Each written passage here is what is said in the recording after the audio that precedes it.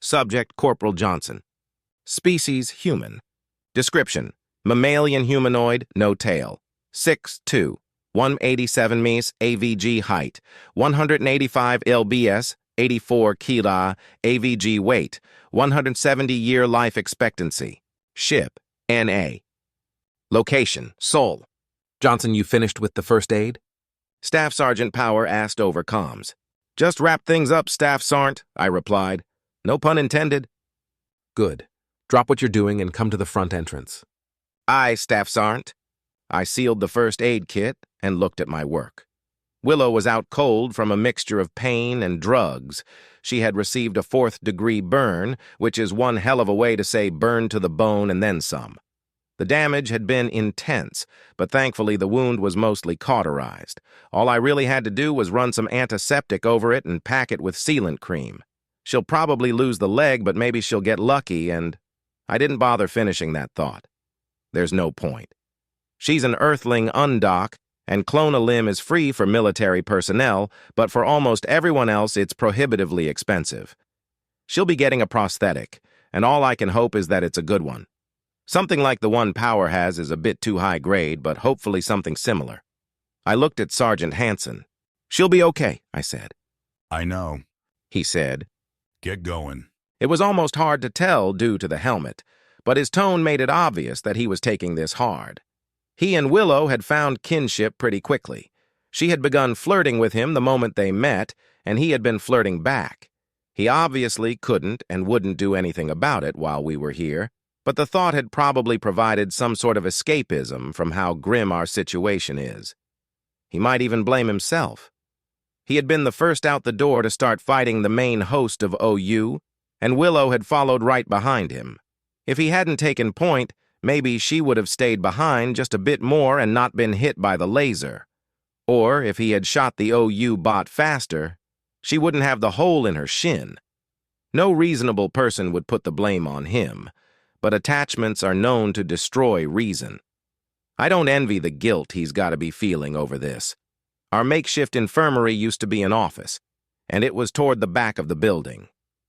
I stood, nodded at Hansen, and jogged my way through the hallway until I reached the entrance. Staff Sergeant Power was standing with an undoc who looked like he hadn't even seen his 16th birthday. The boy looked nervous as I approached. We need to adjust the front cameras, Power told me. This is Noah. He has the rope, so he's going to be rappelling down to the cameras to adjust them. He will be exposed and without armor, so your job is to eliminate any threat that may try interfere with his mission. A couple of undocs will be joining you to help cover him. Get moving. I looked at the boy and back to Power. Why not just post sentries up top instead of risking this kid's life by bothering with the cameras? This situation struck me as stupid, but I knew better than to point that out. When higher-ups are questioned, they either evade the questions or make you feel stupid with their explanations. Either way, you'll be getting an earful. Aye, aye, Staff Sergeant, I replied. As the staff sergeant walked away, I followed the young man as he grabbed his pack and led the way to the roof. His demeanor, stride, and general nervousness told me that he had never served, which makes sense. Undocs don't remain undocumented if they join up. Hell, some planets actually don't let undocs join unless they pay for documentation first. So, how long have you been in? He asked, awkwardly trying to make conversation. A few years now, I answered evasively. Can't talk about myself much. If you want to chat, it's got to be about you. Oh, sure. What do you want to know? Why are you undocumented? The question seemed to catch him off guard. He thought about how to answer for a moment. My ma and PA were anti-globalist protesters who decided to live off-grid. He answered, and I tactfully noticed the use of past tense. Grew up hearing about how they'll put tracking chips in you and all the other conspiracy theories. Wanted to try to get my documentation, but it's expensive if you don't join the military. That's not a conspiracy theory, I told him. What? The tracking chips. I don't know about Earth's practices specifically, but in most places the chips are voluntary unless you commit a serious crime or run for political office. It's a preventative measure against kidnapping and corruption, I explained. So why didn't you join up with the military? Oh, I didn't want to leave home. Got friends here, you know. Ostricana doesn't let undocks join up, so it would have had to be with the EPG or the United Systems. Even if I had joined the reserves, neither would have let me stay here. Got it, so where's home? A pretty small township outside the Melbourne exclusion zone called New Greendale. Don't think it's even on a map because it only had about 200 people. Most of them were working on the radiation cleanup, so they weren't permanent residents or anything. He explained as we found the entrance to the roof. Most of them didn't even give us undocks a backwards glance when they evacuated. I put my hand on his shoulder as he reached to open the door, and he jumped. I'll go first, I said. He nodded and stepped aside, allowing me to open the door and check for threats. Nothing there, so I stepped out rapidly and pied the surrounding area, then walked to each of the building's corners and checked over the side. It's clear, I called to Noah. He jogged up to me, knelt down, opened his pack, and started digging around inside of it. After rummaging through it for a bit, he pulled out a wound-up rope and a pair of gloves. Each corner of the roof had a drainage slit, and Noah began tying his rope to one of them. I looked on curiously, wondering what he had in mind. Most rappels I'm familiar with start with the rope folded around an anchoring point. He noticed me staring at him. I'm going to use my leg to anchor my weight while I work on the camera, then climb back up and do the same thing on the other end, he explained. I figure it'll save us a bit of time since I won't have to go all the way down. I nodded as two more men stepped out onto the roof with us. Only one of them was wearing a guardian suit. They nodded at Noah and pointed their rifles over the roof to cover the road without even looking at me. Noah looked at me, measured some rope, wrapped it around his thigh, then threw the rest over the roof. He climbed onto the edge and looped the lower end of the rope under his boot, then started lowering himself down to the camera.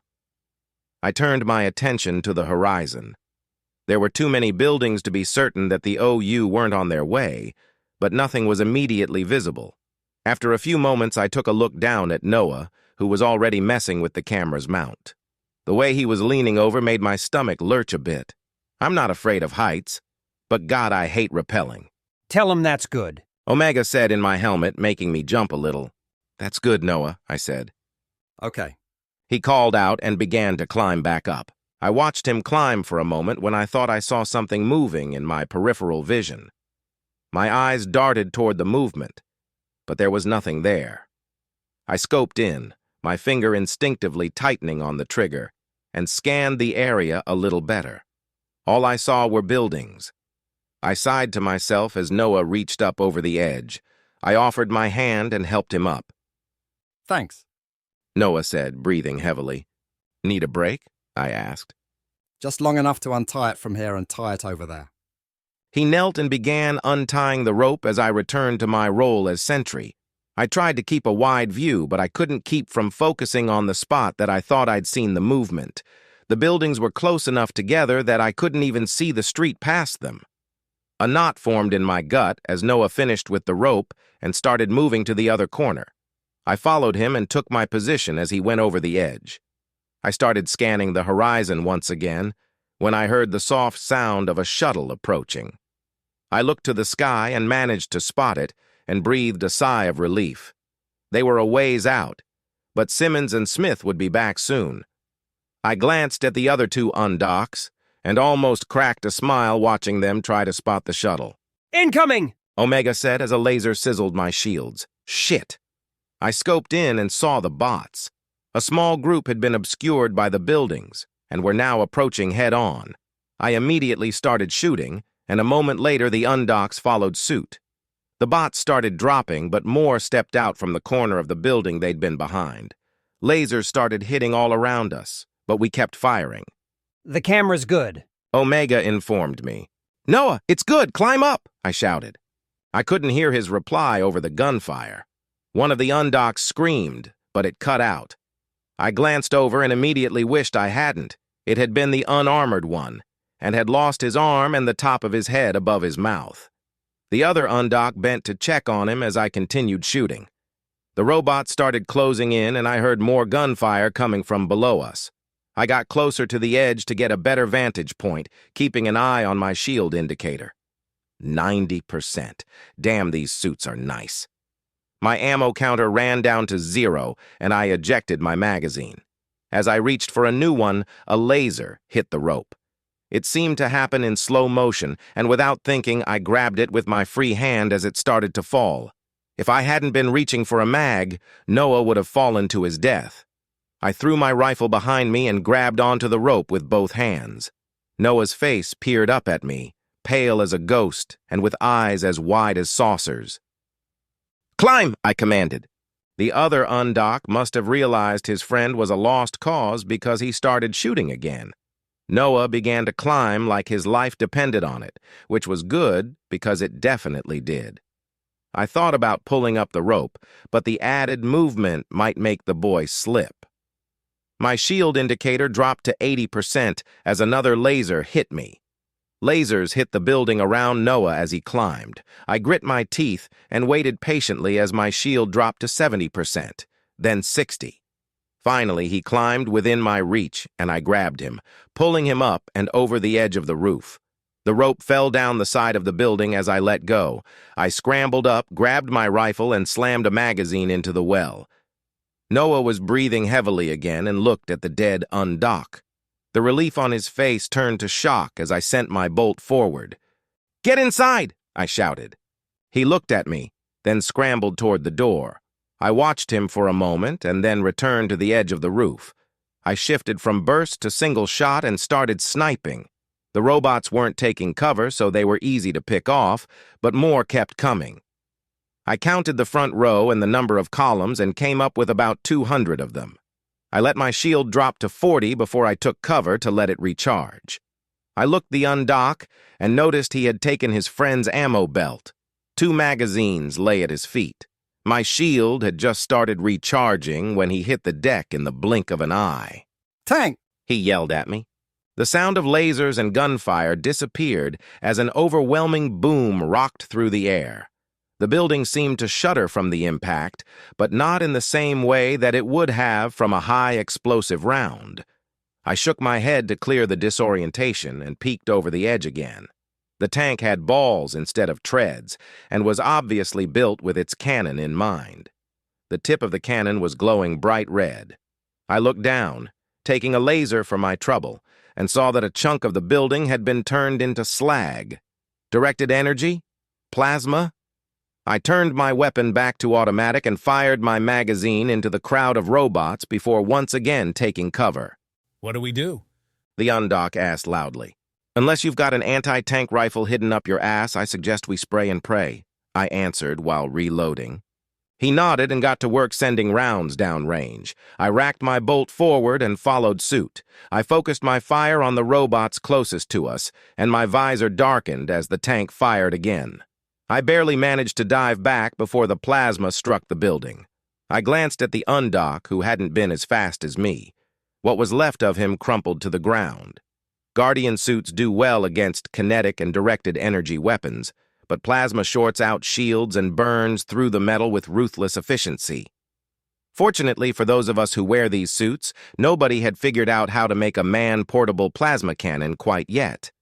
At least, not one that can do any real damage. What the hell do I do here? If I had been slower, I'd have ended up like that undock. Fuck, I didn't even catch his name. That's fucked up. No, now's not the time for guilt. Gotta get to work. I closed my eyes and took a deep breath, exhaling it through my nose. I opened my eyes and got into a kneeling position, then checked my ammo. I only had 3 rounds in my rifle and 1 mag in my belt. Not that this would do any good against that tank. "Mine," Simmons' voice shouted over comms. I glanced to where I had last seen the shuttle and realized that they had landed it on the roof of the parking building. Simmons and Smith were at the edge of the roof, and one of them was holding what looked like an AT-9. There were a few unarmored civilians hiding within the shuttle. "Backblast area all clear." I watched a cloud of fire and smoke burst from both ends of the AT-9. Then the sky turned purple for a moment, and a plume of purple-tinted hellfire peeked up from the edge of the roof. I stood up, and my eyes widened at the devastation that had occurred. The tank had exploded and thrown plasma all over its surroundings, resulting in a pretty big crater and the destruction of a few buildings. The robots that had been caught in the explosion were nothing more than slag now. Ura, finally got some action. Simmons said. What the hell was that? Staff Sergeant Power demanded. Special delivery, Staff Sergeant. You ain't even got a sign for it.